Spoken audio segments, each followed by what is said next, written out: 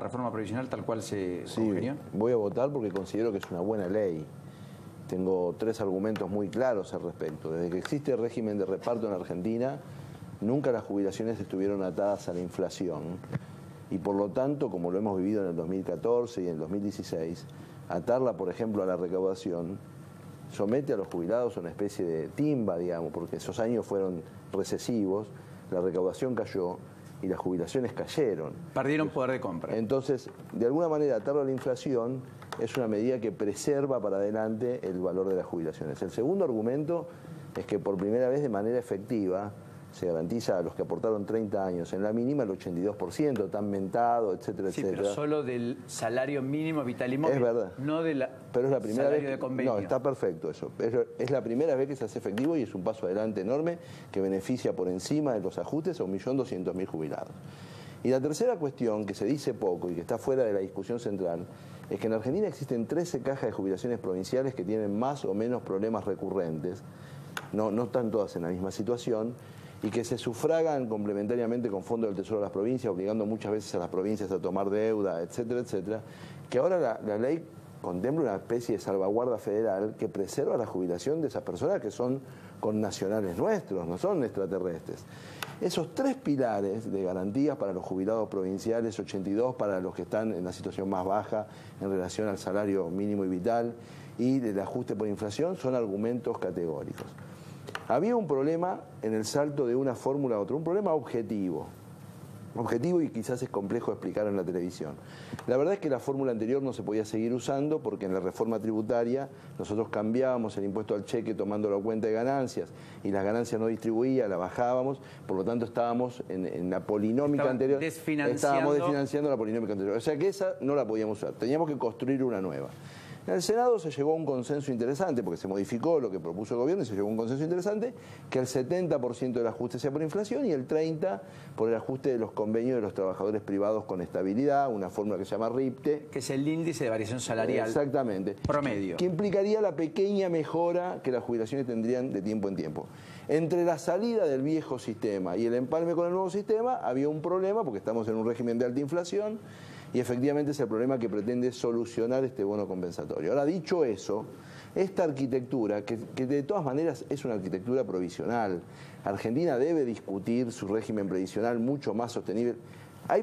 Quiero hacer un comentario. Hay personas, hay economistas muy serios en el mundo que calculan que el gasto público de muchos países en los próximos años, el 70% del componente de gasto público va a ser gasto previsional. O sea, discutir la economía va a ser discutir cómo sostenemos a una tercera edad creciente, longeva, etcétera. La Argentina, por suerte, porque aumenta sus expectativas de vida, etcétera, no es ajena a eso. En esa discusión entran muchas cosas.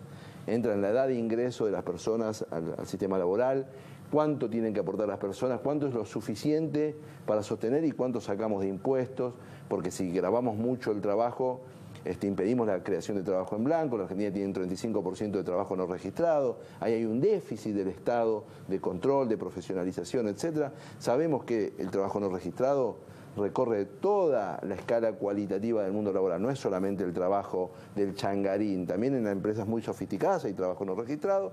La Argentina tiene que tener una estrategia. Pero digamos, esta norma previsional para este momento de la Argentina es una norma que tiene estos 3 basamentos que son muy consistentes. Y a mí me gustaría, en la Cámara o fuera de la Cámara, dar un debate de calidad en torno a estas cuestiones.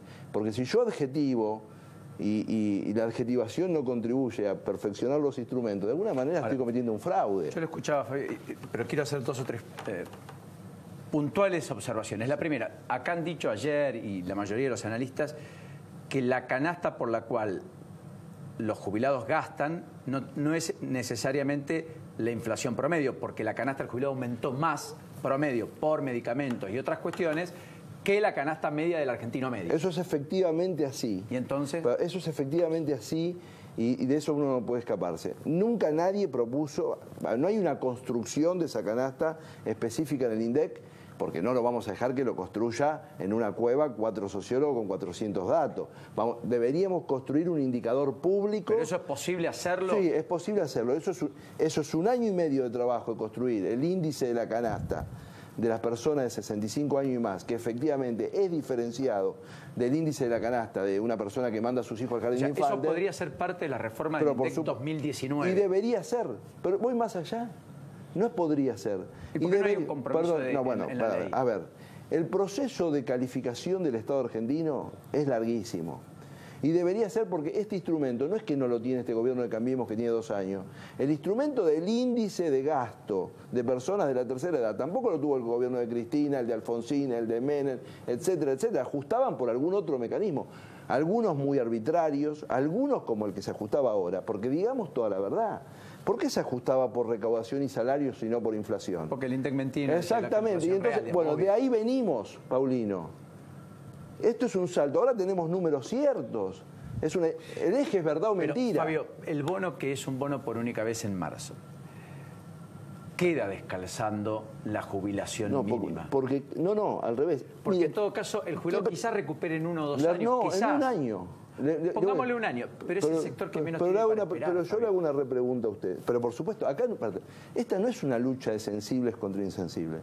Yo no me considero menos sensible que las personas que ayer se manifestaron en la calle. A mí me importan los jubilados. O sea, justamente porque me importan los jubilados que quiero construir un sistema previsional sostenible. Si no me importaran los jubilados... no es sostenible. No. Y la Argentina tiene muy pocos aportantes en relación a la cantidad de jubilados. Tomamos una decisión que es controversial, por lo menos, de colocar más de 3 millones de jubilados en el sistema. ¿Por qué digo es controversial? Porque el país tiene que hacerse cargo de sus viejos. A mí no es que no me importan. Este gobierno no dijo eso, quedó cancelado, etcétera. Tomó esa, pero nosotros tenemos que reconfigurar la forma de financiamiento de eso de una manera sostenible. Y la sostenibilidad debe incluir que el país debe luchar contra la inflación, que corroe los ingresos de todos los no solo de los jubilados. Bueno, y el gobierno tiene una materia pendiente. Bueno, y facilitar la contratabilidad laboral, porque si yo pongo impuestos del trabajo muy alto para mejorar la situación de los jubilados, le estoy arruinando el ingreso al trabajo a los pibes de 20, 22 años. Y en materia de la lucha contra la inflación, que el camino de desinflación es muchísimo más lento de lo que nosotros quisiéramos, pero no se va a mejorar aumentando el bache fiscal, eso está claro. En cualquier caso, el camino de desinflación lo que tiene que lograr es que se baje ese agujero una estructura fiscal. Macroeconómica más sana. Sí, más sana. Reconoce que hoy no tenemos una macroeconomía sana. Sí, pero no me tomo la medicina de un shock contra el gasto, porque si con el nivel de debate que tuvimos ayer en la Cámara, con las tensiones, etcétera, a pesar de los esfuerzos que está haciendo el gobierno, bajando subsecretarías, directorios, intentando perfeccionar pequeños ajustes a la baja de impuestos para estimular la inversión, etcétera, tenemos los niveles de tensiones que tenemos. La propuesta del shock en la Argentina no ha sido exitosa en términos políticos, nunca que se aplicó. Nosotros estamos transitando un sendero de prudencia y responsabilidad, donde la mayoría de los argentinos en las elecciones nos acompañó. A mí me importa lo que pasa en la calle. No soy una persona que desprecia lo que pasa en la calle, ¿sí? Pero el sistema democrático tiene un mecanismo para debatir estas cuestiones. ¿Te imaginas que va a ser distinto el lunes a lo que pasó ayer? Me encantaría que sea distinto. Me encantaría que sea distinto adentro también, porque yo valoro... ¿Aspira que esas escenas no se repitan? No solo eso, aspiro que el debate tenga calidad. ¿Hay garantías para eso? A ver, la Argentina no cambia bajando una palanca. Y si yo le dijera esto, yo cometería un fraude con la población. No hay ningún país del mundo que cambie bajando una palanca. Nuestras conductas políticas, digamos, tienen un arraigo enorme, no nacieron con el kirchnerismo, ni con nosotros, etc. Para pasar de esa cultura política, una cultura política dialogal, conceptual y argumental, lo que hay que hacer es aportes. Yo voy a llevar aportes. Fabio, gracias. Un gusto. Muy gentil. El número está, seguro. Del número se encargan los responsables de mi bloque y yo confío en ellos.